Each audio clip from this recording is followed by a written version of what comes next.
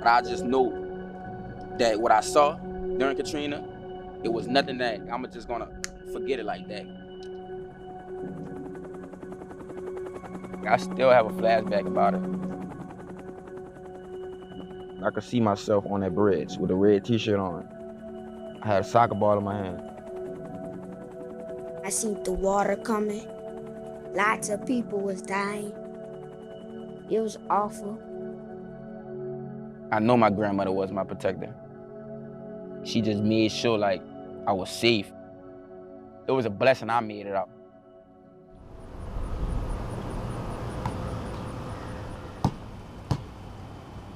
This is the place to be, the food, the cake, the people.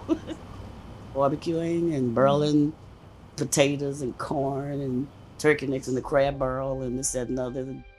We have a great time.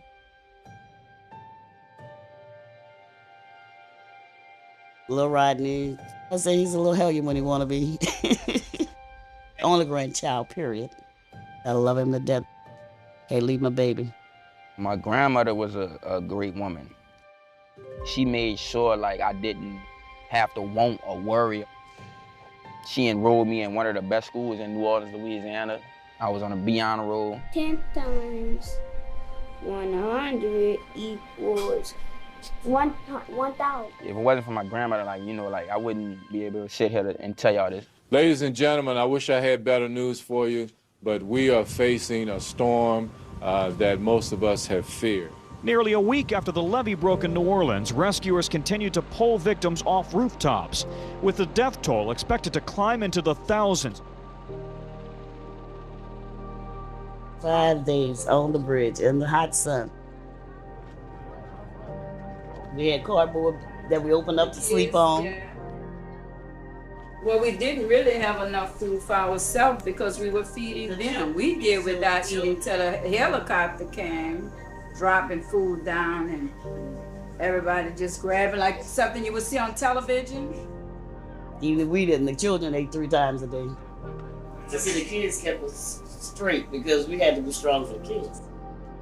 I remember my grandmother telling me, don't look down. Just don't look down in the water. And when I did look down, I just remember the body just floating.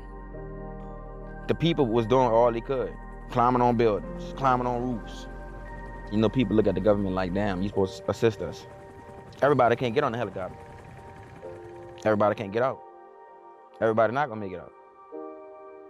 But after he started therapy, he was in a dark place.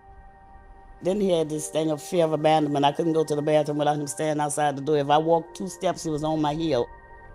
He was suffering from posttraumatic stress syndrome.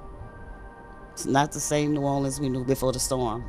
It's like our whole life has changed.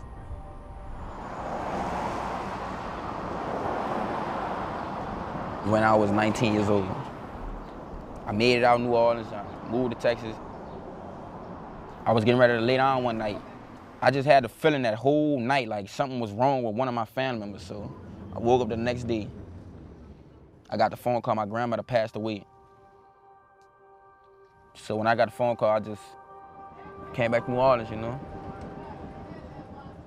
Everybody I grew up with is in jail. Or they dead. It's the saying mainly in New Orleans, like, it's easy to get in trouble, but it's hard to get out of trouble.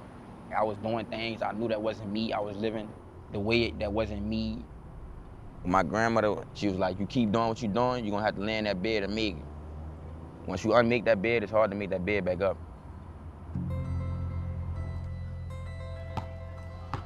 But after my grandmother passed, I really got in tune, like spiritually with God. Like Isaiah chapter 54, verse 11 through 17, there's no weapon formed against me shall prosper.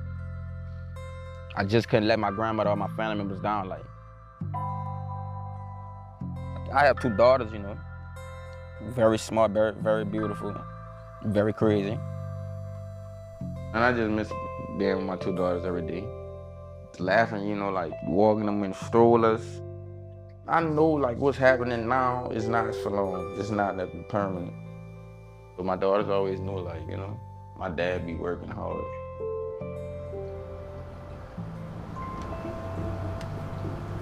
My dream for my daughters is to have a better life than I ever had.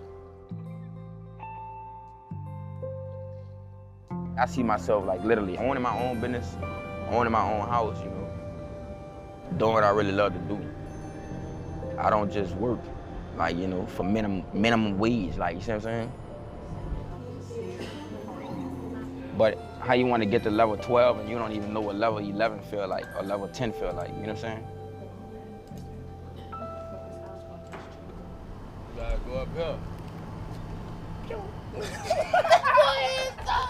In New Orleans, if you let negativity dwell in your head, it's gonna be hard for you to be somebody in life or somebody just positive or influencing or, you know? All right, come on.